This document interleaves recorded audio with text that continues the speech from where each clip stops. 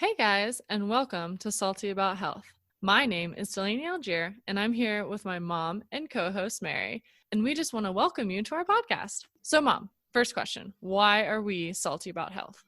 Good question, Delaney. I think it's because we both have had health struggles, some more serious than others, and no one showed us the simple ways we could jump in the driver's seat and take control. That is so true. And mom, why are we sharing that with all of our listeners? Because we want our listeners to realize that it may take time, but with some knowledge about health, they'll be able to make a few changes and dig deeper to take control of their health and live a more vibrant life. And that is the biggest part, guys. We want to have an open dialogue with all of you. We want to hear your health stories, the good, the bad, the ugly, and of course, the funny. Sharing your story could help someone else on their health journey. We're here providing the logs for the fire, right? But you guys are the ignition source. You guys are the spark. So please, please, please reach out to us. We have multiple ways for you to reach out. You can reach out via Instagram and Facebook. Find us at Salty About Health, even Snapchat at Salty Health. You can email us at saltyabouthealth@gmail.com. Or if you just want to find all that in one place, check out our website, saltyabouthealth.com. We've got all the ways for you to listen and connect there. And finally, if you like what you hear today, leave us a review on Apple Podcasts or wherever you listen. We really appreciate it. Also, just want to shout out our intro and outro music. It is by Yule, and you can find her at www.yulearts.com. That's EULARTS. You can also find her on Instagram at Yule_arts or Spotify and YouTube. Check her out. Her piano music and everything else is amazing. But right now, we just need to do a little bit of housekeeping. Okay, here it goes. This is an opinion-based podcast. This is not in any way offered as a diagnosis or treatment for any disease, illnesses, or infirmities for a physical or mental condition or any other condition you may have. We are not doctors or practitioners of any kind. Persons needing medical care should obtain it from a medical practitioner. Consult your practitioner before making any health decision. The opinions offered on this podcast are ours. That's it, just ours. The information contained in this podcast is not to be interpreted as medical advice, and it certainly is not any claim that these methods can treat, prevent, or cure any medical condition. Again, we're not doctors, and the banter you're going to be listening to is just our view and our view alone.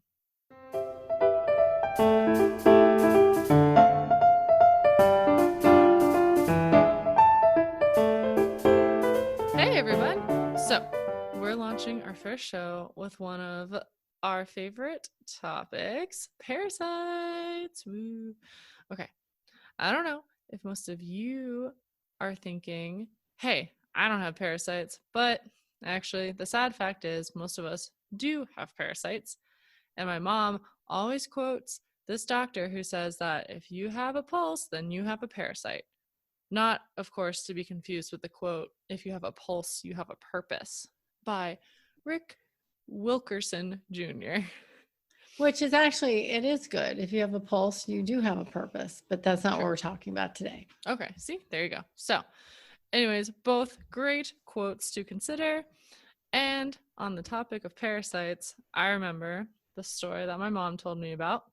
So, she had a client that she started chatting with, and they started talking about cleanses that they've done in the past. And my mom mentioned that she had tried a parasite cleanse.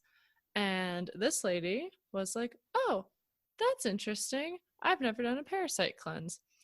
Well, that's because, again, she was, remember, super healthy, but she still had so many problems. Yeah, right. Didn't she tell you? She's like, oh, I just eat so healthy, but I still don't feel good. Is that basically?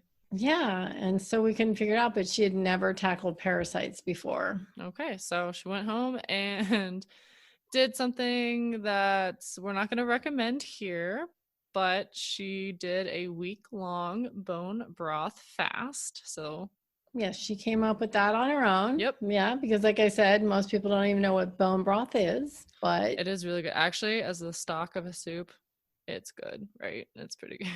It is yummy. It is. Anyways, that's all she had. So maybe not the best for everyone, but she had some visitors by day 3, didn't she? Her exact words when she came back in about a week or so, she had been doing the bone broth fasting, and by day 3, she said copious amounts of parasites were coming out of her. Yes. That is terrifying. But anyways, it's really cool. It is. So, well, I hope you all think that it's really cool because we are about to dig into that topic. So, Mom, can you tell me what exactly is a parasite?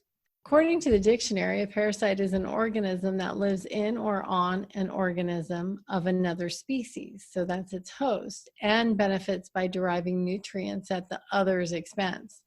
That's what we will talk about today. But another definition of a parasite is a person who habitually relies on or exploits others and gives nothing in return. Okay, that is not what we will be talking about today, though who knows, perhaps in the future. So we've all probably dealt with that person, but right now we're going to talk about the bugs. So again, most of us have parasites, but that is a topic that is hotly debated, perhaps because it's really gross. You know, you should check out some of the photos of parasites on the internet, you know, if you really want to get grossed out or have nightmares. Oh, fun. Can't wait. Yay. Exactly. But I tell Dalaney all the time, when you have a bowel movement, get up, turn around, and look at what came out in the toilet, because you never know. So I hope nobody was eating while we were talking about this. I was just literally taking a drink when you said that, so it's kind of gross, but we're back. But if you take the challenge, you know, you may see some really interesting things in there. Okay. I know I had them, and I have seen statistics that 85% of the United States of the population has them, though I think the medical community might disagree. But parasite tests can be inaccurate, so it is really hard to know. You know, I don't know that if you have animals in your home or have eaten undercooked meats, vegetables, you know, that haven't been washed, if you've hung out in lakes and streams, walked barefoot, etc.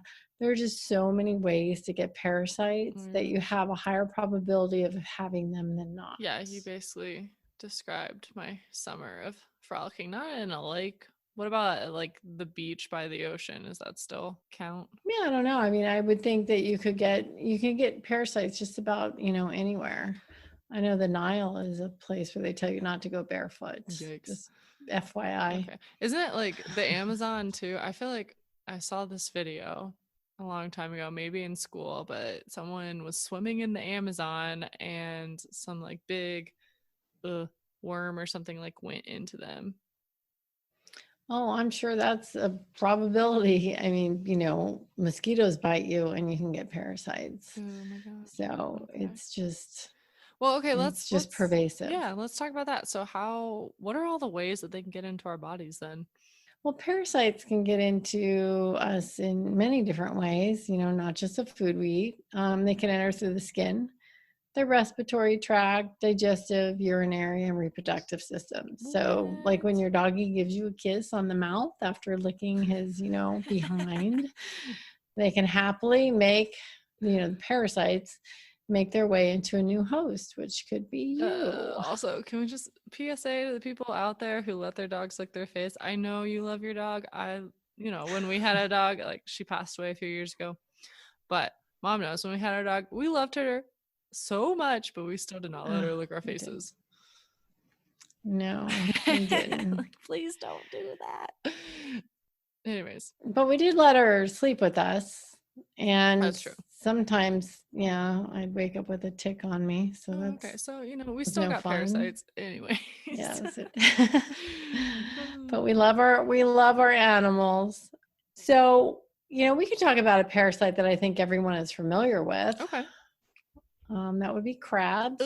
Wait. Like not the crustacean.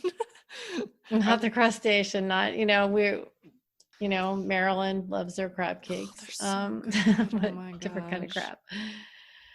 Crabs, is a common term for lice found in the pubic hair of humans. Ah. So barely the size of a pinhead. The lice are typically seen attached to hair in pubic areas, but may sometimes appear in other areas of the body where coarse hair is present, such as a beard, chest, armpits.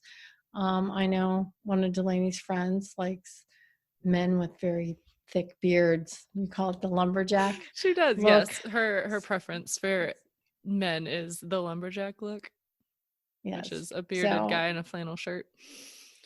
Okay, so, it could be in the beard. Oh my gosh, face crabs. No. Okay.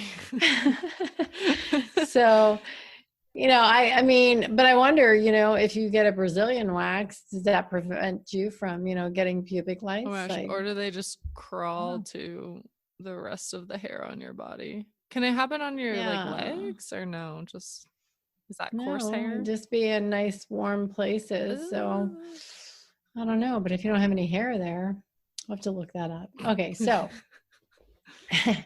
these are some of the symptoms, if you do have crabs, which would be itching and burning of the pubic area. And the itching may spread, as the pubic lice move to other moist areas of the body, such as the armpit. Such a terrible word, moist.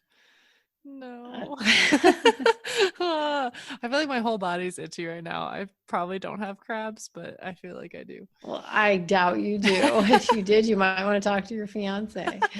Okay, so for many people who have crabs, the itching is worse at night. That's a lot with a lot of parasites. They get active more at night. The full moon. Intense. Yeah, we're going to talk about that too. Full moon.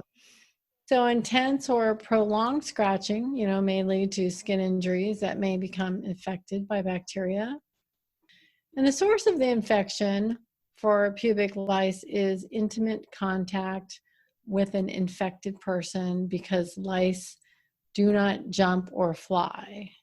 So did you know that fleas can jump 7 inches vertically and up to 13 inches horizontally? So that's around 100 times their own height and length, which is like a human being able to jump over 300 meters, which I think you could do, Dalaney, because you're so tall. Yeah. I mean, I jump a lot for volleyball, but definitely that's longer than a court. The whole volleyball court. Yeah, that's right. It's very long. Doubtful.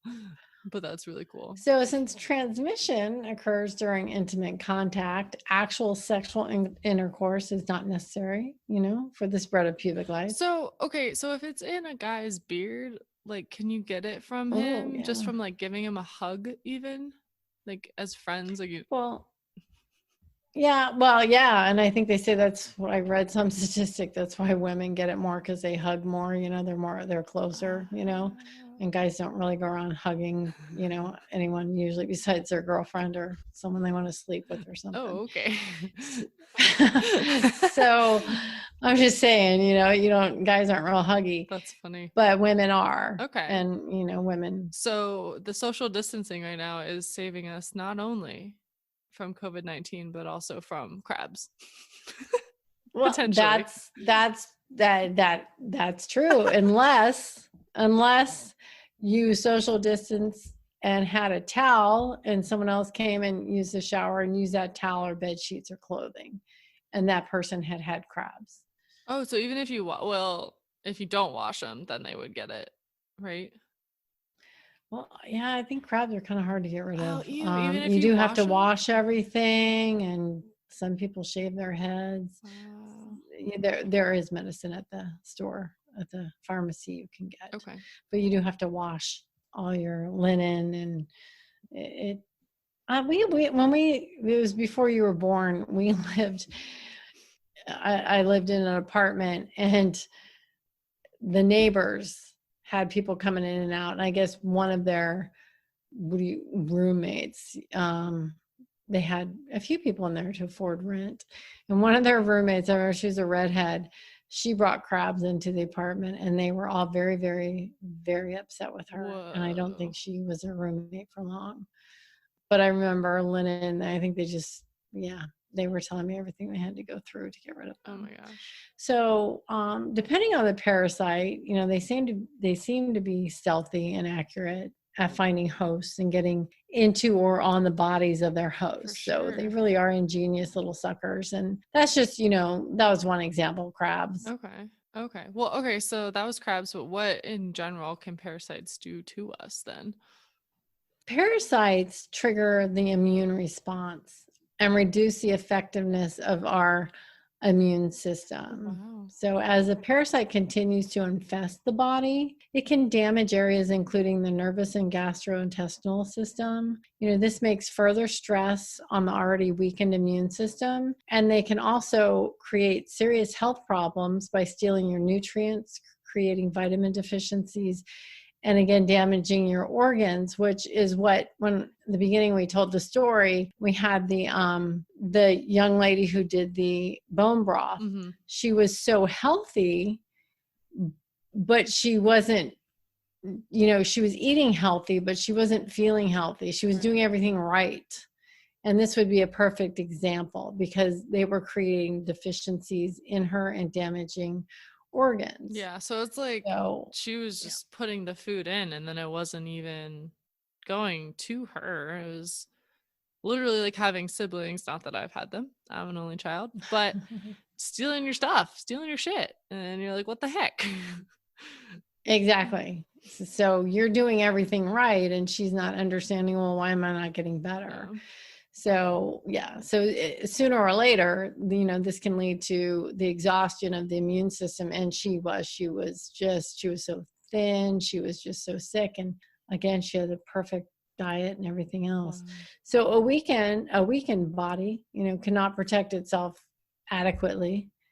So each attack to the immune system stimulates it into action until it is so worn out that it fails to respond.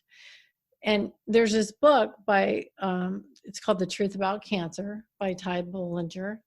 And he quotes, did we ever figure out how to say this doctor's name? Let me give it a try. Barackson? Dr. Barackson. Yeah, that sounds good, right?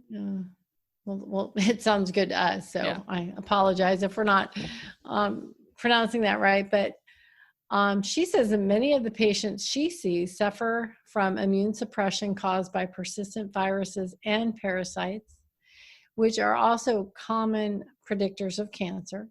And in the same book, he quotes Dr. Hazel Parcells as stating, worms are the most toxic agents in the human body. They are one of the primary underlying causes of disease and are the most basic cause of a compromised immune system. Wow, that is really deep. Yeah, I remember a long time ago when, I struggled with a lot of health issues. And I think, what was it, 2012, I could hardly get out of bed.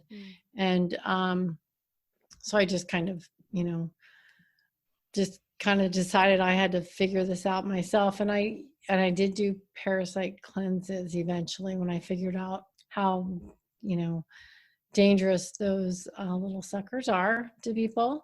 And I was in Florida and we were eating a candy, I won't say the name of it, and they've changed their sweetener. But the original sweetener, it was sugar-free because I thought, I'm doing something good for myself, which was not. And we can get into that in another episode. But originally, the sweetener used in this candy was originally, what do I want to say, was produced for an herbicide. Like an ingredient in herbicide? Yeah, they wanted to come up with something that would kill bugs. But the scientist, had some on its finger and tasted it and it was very sweet. So they started using it for a sweetener. Which is so gross that he's like, oh, I'm making an herbicide. Let me lick my finger. Isn't that like rule number 1 in a chem lab? Don't lick your finger. Anyways. Yeah, so we'll have to get that in the show notes, it's been so long. And they've taken that sweetener out actually as of, I think, the last year. That's exciting. Yay. But, well, they just added another kind of sugar alcohol or something in there. So anyway, my cousin and I were eating large amounts of this sugar-free candy. And I literally I went to the bathroom, and of course, like I tell everybody, look at what's in the toilet. And there was just this and I've never seen anything like it. There was this perfect worm sitting there, well, on the bottom of the toilet. And I was like, oh my gosh, but I was at someone else's house. It's like not my phone. Couldn't go get my phone to take a picture or anything. And so I started thinking like, what would cause that? And it had to have been, in my thought, it was the sweetener, because that's what it was originally invented for, to kill, bugs. So anyway, that's my story about that. Lovely. Everyone's gonna freak out and not eat sugar-free candy now. But well, it is different now, yeah, what they put in there. And yeah, that's a whole nother episode about sugar-free. okay, we'll get there. Yeah, and sugar substitutes. So parasites directly depend on their host for their nourishment and protection. So they cannot make their own food. They steal the nutrients you consume to not just feast for themselves, but to lay eggs and take over more territory in their host. So they can travel to all organ systems, even the brain. Yikes. So, yeah. So whenever they travel, they create dysfunction and disease in those tissues. And there is a common surgery they do in Japan, and I think it is, they get worms out of the brain. What? Because of the sushi that they eat. Oh, they eat a lot of sushi over there. And sushi is tasty. I know it has parasites, but it's so good. Some people do believe that it is good.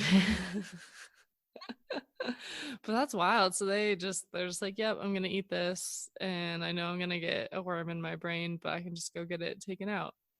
I think it's more of a complicated surgery, but yes, it's just something that is more prevalent over there.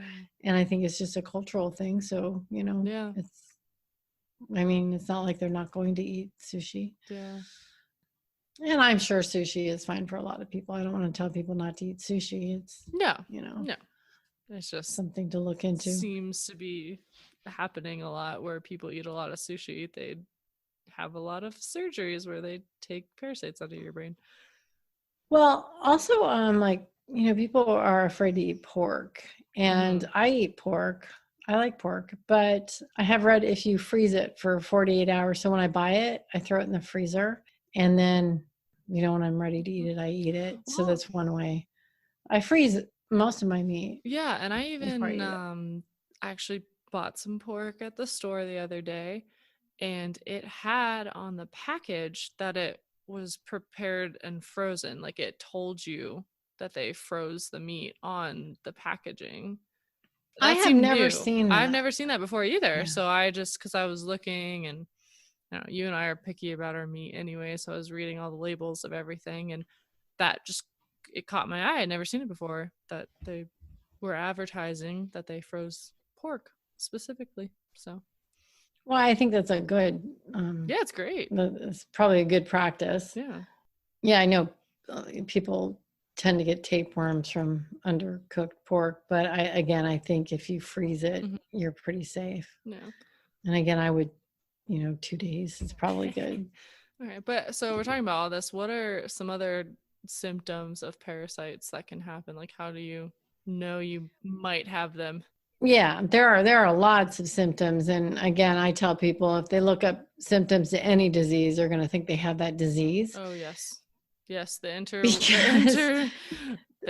The internet is a dark, dark place when you look up health facts. It's a great place, actually. It helped me way back in 2011 to get on my journey to figure out what was wrong with me when I wasn't able to through my doctors. They were confused and couldn't help me. And I knew that it wasn't because I was depressed or a middle-aged woman or anything like that.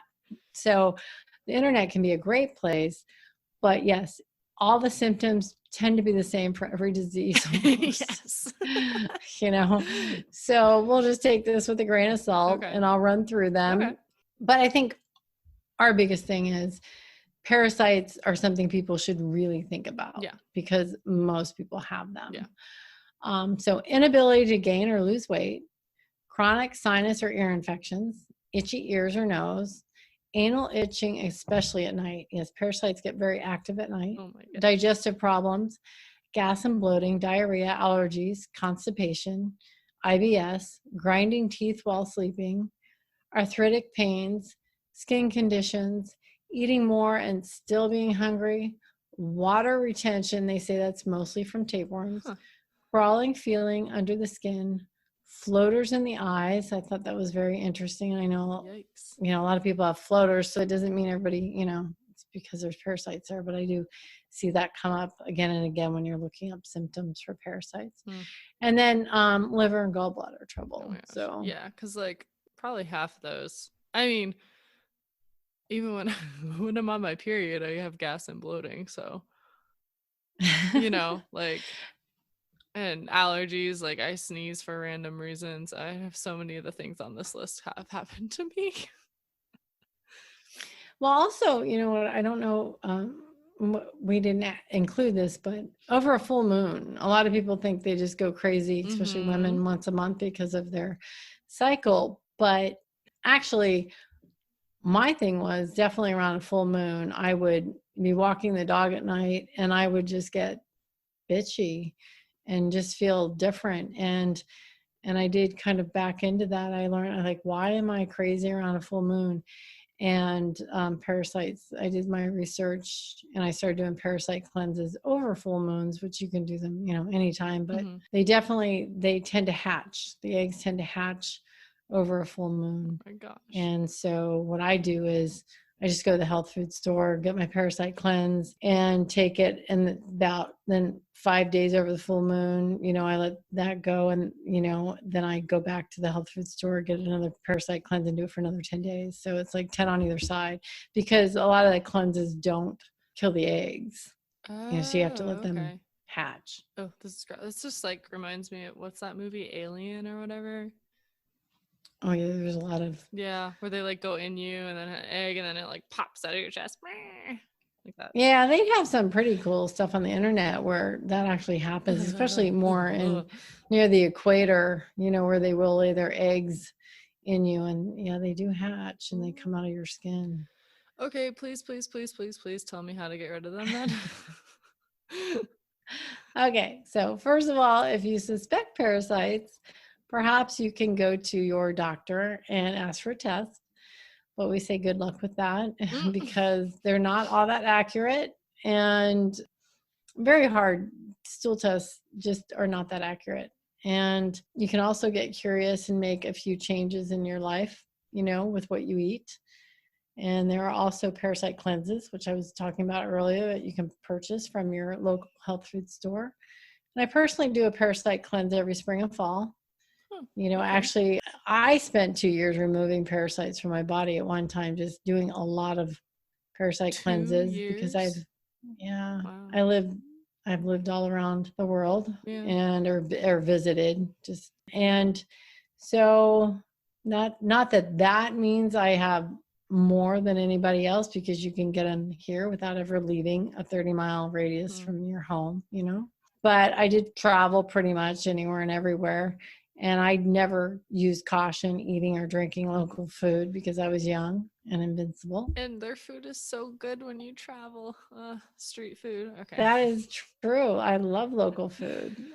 But in Ayurvedic medicine, they also do parasite cleanses every spring and fall. So, and again, over a full moon would be wonderful time to do one. There is, if you really want to get into parasites, there's a Dr. Jay Davidson and Dr. Todd Watts. They kind of teamed up and they talk about Dalaney's favorite remedy, which is mimosa pudica seed. Mimosas.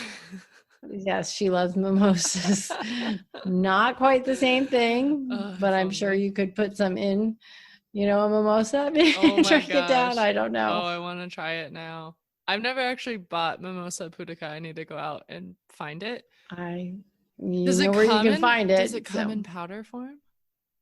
It does. It comes in pills. I have them. Okay. Because I'm always muscle testing myself for stuff like that, but that's another episode too. But is my cheap champagne gonna like negate the properties. Probably alcohol is probably not a good thing to do Okay. when you're. I'll just put this mimosa pudica in some orange juice and pretend it's a mimosa. Well, I don't know if orange juice, yeah.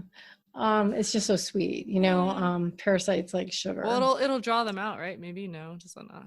Well, according to some, yes, Okay. that's what they do. There's a wonderful, wonderful author, Anne Louise Gittleman, and she wrote a book a long time ago, and it is Guess What Came to Dinner? That'll be in the show notes. Okay. And she was an expert on parasites in the 70s, and it's a small book. You can get it on Amazon and just get a used version, and you can read it in a day. And it's got wonderful information. But if you're more the computer type, Dr. Jay Davidson, I think is like .com. He loves parasites and loves to talk about them, and has, his cleanses on there and amazing pictures. And you can hear his story about things that came out of him. So, okay. Well, just on the internet, if you look up parasites, wow. It's a freak show. Yikes. Oh These things have been around a long time, and they're not going away. That's true. Sometimes I think they're smarter than we are. So while doing a parasite cleanse, it would be best to stop giving them their primary energy source. What would that be? Oh, sugar, Dalaney? like my orange juice and mimosas. Parasites love sugar and use it as their primary source of energy. They cannot survive without a steady supply. So that, again, in the initial, when we were talking about the lady who was doing the bone broth, there's no sugar there. Okay. So they don't want to live there if you're not giving them the right food. So parasites also use amino acids and fatty acids in the creation of their eggs, but for their energy, they use sugar. So if their energy source is removed, eventually they won't be able to reproduce. And in order to win the war and accomplish a natural parasite cleanse, you need to create an anti-parasitic environment, depleting them of what gives them their energy. So don't forget, sugar is in a lot of sources. It's refined carbs, all your fruit juices, anything packaged that breaks down quickly. So your crackers and cookies and stuff like that. So that you definitely, have to wrap your mind around that if you really want to do a great cleanse and you want to stop eating that. So during the cleanse, the number one thing is to avoid their main fuel source. So there were different places we were, not only is it in cookies and cakes, but really read the labels. That's going to be another episode too. Yeah, right? Absolutely. Read your labels, because why there's sugar and peanut butter, I have no idea. What else? Weirdest places. Salsa, ketchup, well, that is mostly sugar. But dried fruit, applesauce, smoothies, they all contain sugar. So even some, you have your flavored coffees, your teas, even like beef jerky, processed meats. Yeah, that's so weird. But that also, a lot of times, because you get like honey flavored jerky or something, so that just compounds it also. Yeah. So I used to make my own beef jerky a long time ago. Oh, I remember your dehydrator. Fun fact. Yeah, I still have that. It's probably 30 years old. Oh my gosh. I used it not long ago. It looks like a spaceship. Continue. Well, yeah, it's the Ronco one. I think the original, right? Canned foods, there are peas and corn and just lots of, you think it's a vegetable, but they add sugar to it. So one should be careful. And frozen meals. And then, of course, orange juice, how does it have vitamin C, but it nails you with 5 teaspoons of sugar in only 8 ounces. So remember that a can of soda has 7 teaspoons in 12 ounces. Wow. So it's kind of crazy. Would you add 5 teaspoons of sugar to some kind of drink that you would be drinking? Most people wouldn't if you actually had to physically do that. Yeah. But is that, do they add sugar on top of like squeezing oranges? Because I know because they're fruit, they have a lot of sugar, but then they add more refined sugar? to orange Oh, juice? yeah. Oh my gosh. Yeah, they've broken down the labels now where it will now say added sugar. Okay. It used to just be, the total sugar in there, which would be scary if fruit juice just is. It's fructose. Right. So, but yes, if you have to add sugar, but even if they didn't, you can look Okay. on the back and see how many grams of sugar is in a serving and divide that by 4. And that kind of roughly gives you how many teaspoons you've just put in there Okay. of sugar. Well, we can get rid of them.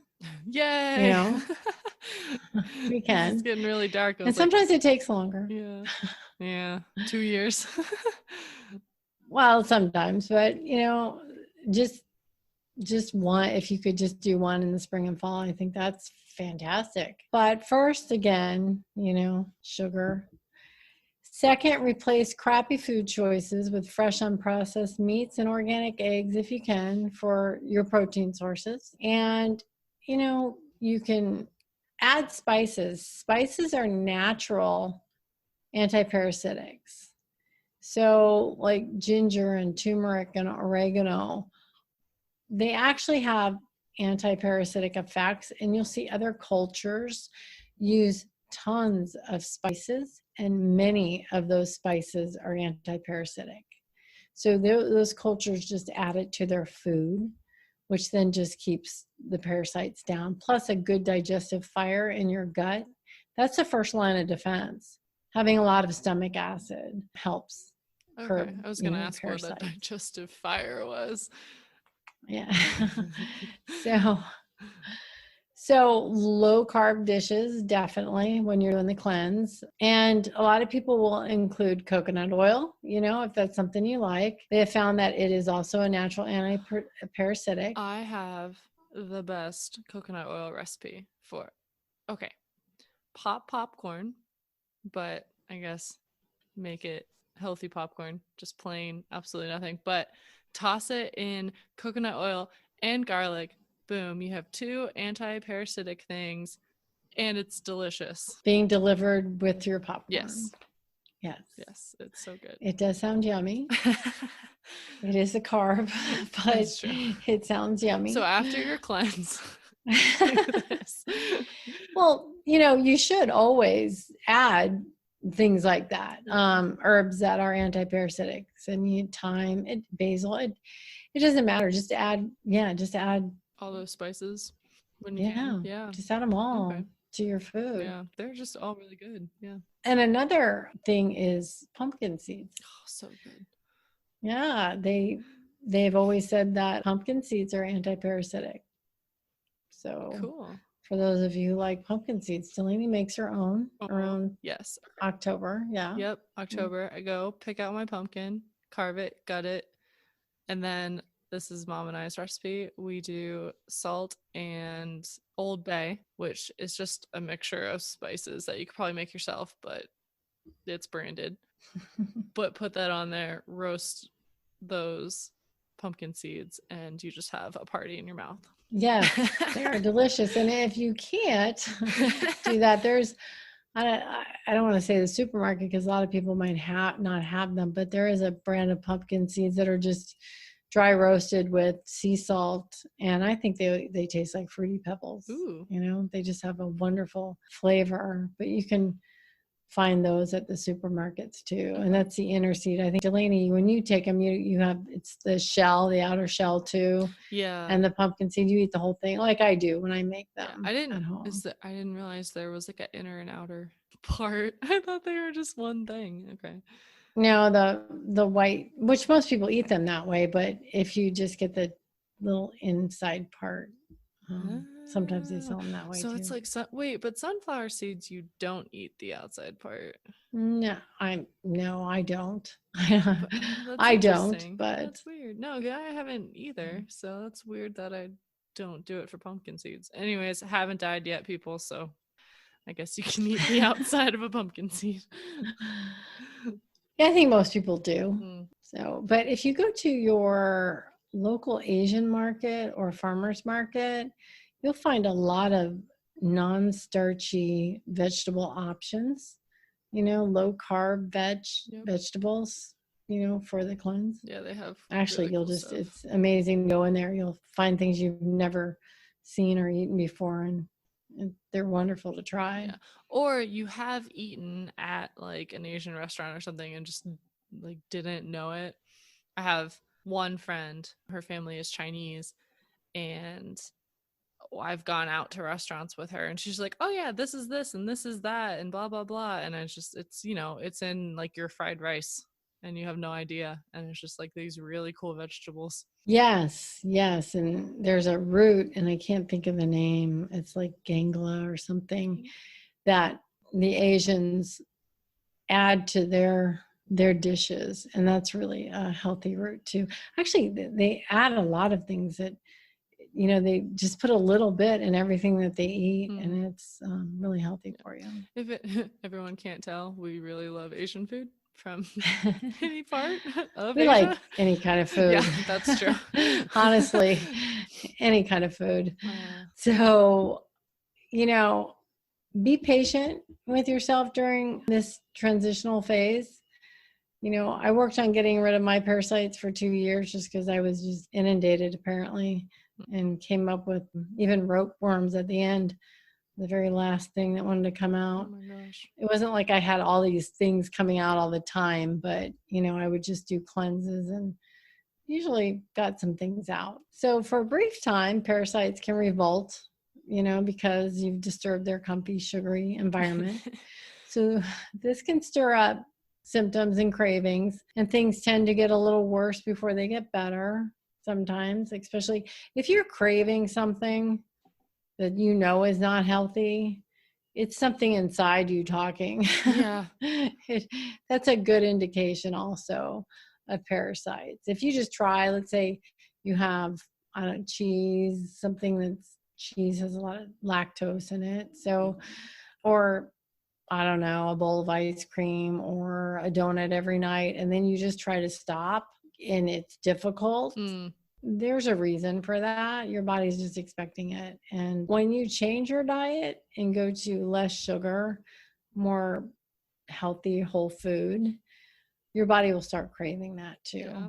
Well, you hit, and I don't know, for me, when I was going through my health stuff, I cut out sugar completely for a little bit. And at first you're like, "Oh, I'm so energized. This is the best thing ever." But then, and I was in college during this, I tanked. And I think my roommate hated me because I was just like a miserable person to be around for a little bit. I don't know how long it took, but it was not fun. I've seen people a week, 3 weeks. Yeah, you get tired. A lot of changes when you start eating healthy, but there is, light at the end of the tunnel. Yeah, definitely. Yeah, I think it comes back up. Yeah, your body's then dumping a lot of toxins. It's getting nutrients, it's dumping the toxins. And so once your blood sugar levels start to stabilize, the parasites begin to leave. And you definitely will crave, like healthier foods. Yeah. So a successful natural parasite cleanse takes time, some planning and discipline, but it's well worth it. Cool. Well, I guess just to wrap up parasites in 2 seconds, what can we do to get rid of them? So I'd say avoid sugar. If you're into fasting, like even between meals, that's a good one. Just start with between meals and adding herbs, supplements, and antimicrobial foods. So your local health store should have a parasite cleanse kit that you can buy, and most likely will have the herbs like black walnut, sweet wormwood, garlic, oregano, mimosa pudica. Yay, mimosas. Neem, grapefruit seed extract, vendenga, clove, to name a few. But you can always go online and find them also. Yeah, and watch your food intake. Try to eat healthy, whole foods. Okay. And drjdavidson.com is a great source and wealth of information about parasites. Well, there are a lot we can add in the show notes. So there are a lot of places you can look on the internet. But you really should get curious. And if you've never done one, it may be something that you want to try. Well, thanks everyone for listening. And again, we want to hear from you guys. We always want to hear from you guys. Please, please, please reach out to us. And here are just a few ways that you can do that. We have our website, saltyabout.health.com. You can find us on Snapchat at Salty Health, on Instagram at saltyabout.health, and of course, email us at saltyabout.health@gmail.com. We want to hear your stories. Oh, also, you can find us on Facebook. Just look us up, Salty About Health. And a fun thing that you can do on our website is we have SpeakPipe. So if you click on that, you can leave us a 90-second or less voice message so we can hear your stories that way as well. So, Mom, if they want to hear from you on social media, where can they find you? Okay, I am a certified health coach and I do coach one-on-one. So if you're interested, you can contact me at mary@feedyourselfhealthy.com. I also do research for people who are interested in finding alternative approaches to do in conjunction with the health issue or illness their doctor is treating them for. So again, just reach out to me at mary@feedyourselfhealthy.com or follow me on Twitter at feedyourselfhealthy, which is spelled FEEDURSELFHLTHY. That's where they can find me. Cool. Okay. And if you guys want to find me, I'm not a health coach, but I'm on Instagram hanging out there at Dalaney.a. And find out how to spell my name in the show notes and everything. And of course, I'll be the one mainly keeping an eye on the social media. So always happy to chat with you guys via the Salty Network. And until next time, stay salty. Stay salty.